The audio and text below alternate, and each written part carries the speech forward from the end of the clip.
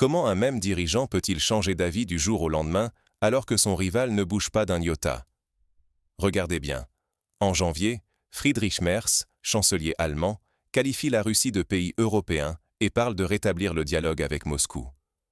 Un mois plus tard, il décrit la Russie comme un État barbare, ennemi de toute discussion raisonnable. Rien, absolument rien, ne s'est passé entre ces deux déclarations. Puis, en mars, Merz part voir Donald Trump, espérant qu'il fasse pression sur Poutine, pour n'obtenir que 3 petites minutes d'attention. Pendant ce temps, Vladimir Poutine, lui, n'a pas changé d'avis d'un millimètre. Cette valse hésitation de Merz, sans fait nouveau, met en jeu la crédibilité internationale de l'Allemagne et la confiance du peuple. Mais comment expliquer une telle instabilité à la tête d'un pays aussi puissant? Entrons dans le détail de cette incroyable volatilité politique. Comment l'opinion et le contexte médiatique dictent-ils les décisions politiques au sommet de l'État? Regardez l'Allemagne depuis 3 mois. En janvier, le chancelier Friedrich Merz affichait sa volonté de restaurer les liens avec Moscou, soutenu par Emmanuel Macron. Il parlait alors de la Russie comme d'une nation européenne, ouvrant la porte à une détente. Mais à peine quelques semaines plus tard, sans l'ombre d'un événement nouveau, Merz opère un virage à 180 degrés. Il durcit soudainement le ton, appelant à renforcer la pression contre Moscou. Pourquoi ce changement radical? Ce n'est ni une révélation secrète, ni un incident diplomatique.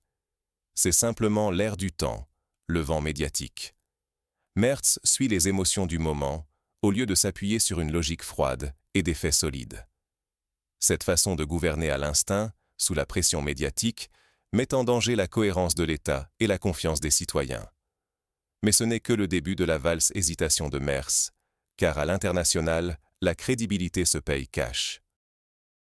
Que se passe-t-il quand un chef d'État perd le contrôle de son propre message à l'étranger? Prenons le mois de mars. Friedrich Merz croise Donald Trump aux États-Unis, cherchant à s'imposer. Mais Trump, presque indifférent, l'ignore. Pendant ce temps, Vladimir Poutine, lui, garde une ligne claire. Ouvert au dialogue, mais intransigeant sur ses positions. Même Trump le souligne. Face à un Poutine prévisible, Merz oscille sans cesse, adaptant son discours au gré des circonstances et de l'audience. Résultat? La voix de l'Allemagne semble inaudible, instable. Les partenaires internationaux ne savent plus à quoi s'attendre. L'Allemagne, jadis moteur de l'Europe, perd de son poids diplomatique. Elle se retrouve isolée, incapable de défendre ses intérêts, alors que Moscou, avec sa constance, devient paradoxalement un interlocuteur plus fiable. Ce qui était autrefois une force s'effrite, et cette perte de crédibilité sur la scène internationale n'est que la partie émergée de l'iceberg. Car ce manque de constance a aussi de lourdes conséquences en politique intérieure, quand la fragilité politique s'invite jusque dans les couloirs du pouvoir. Regardez ce qui vient de se passer au Parlement européen. Une coalition droite conservatrice, soutenue par le camp de Merz, décroche un succès inattendu sur l'immigration. Mais au lieu de saluer cette victoire, Merz se retourne contre ses propres alliés, exige des comptes à Weber et rejoint la cacophonie des opposants. Opportunisme pur. Pour quelques applaudissements du camp adverse, il sacrifie la cohésion de son camp, tout en oubliant les engagements pris devant les électeurs.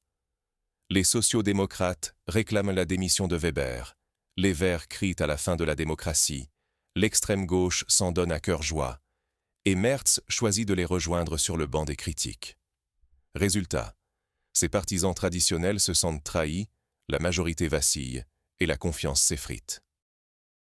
Mais ce n'est qu'une partie du problème, car à tout cela s'ajoute la gestion trouble des finances publiques qui menace la légitimité même du gouvernement.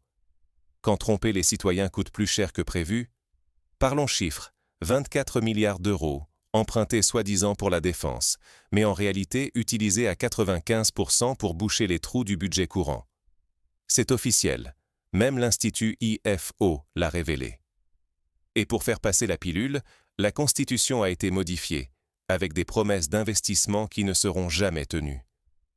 Au final, moins d'investissement dans le budget principal qu'avant, des crédits militaires utilisés pour tout, sauf la défense. Le tout, savamment maquillé pour brouiller les pistes. Mais attention, si la Cour constitutionnelle suit la logique de l'affaire des fonds Covid, ce n'est pas seulement le budget qui va s'effondrer. C'est la légitimité démocratique tout entière qui vacille.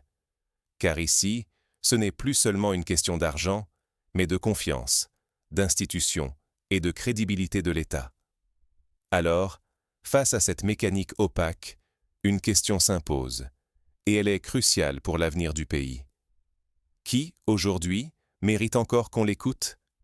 C'est la question essentielle, quand la trajectoire de nos dirigeants vacille au gré des sondages, des unes de journaux ou des émotions du moment. En 3 mois, Friedrich Merz a qualifié la Russie tour à tour de partenaire européen et d'État barbare. Il a volé jusqu'aux États-Unis, ignoré par Trump, puis s'en est pris à ses propres alliés pour un succès migratoire.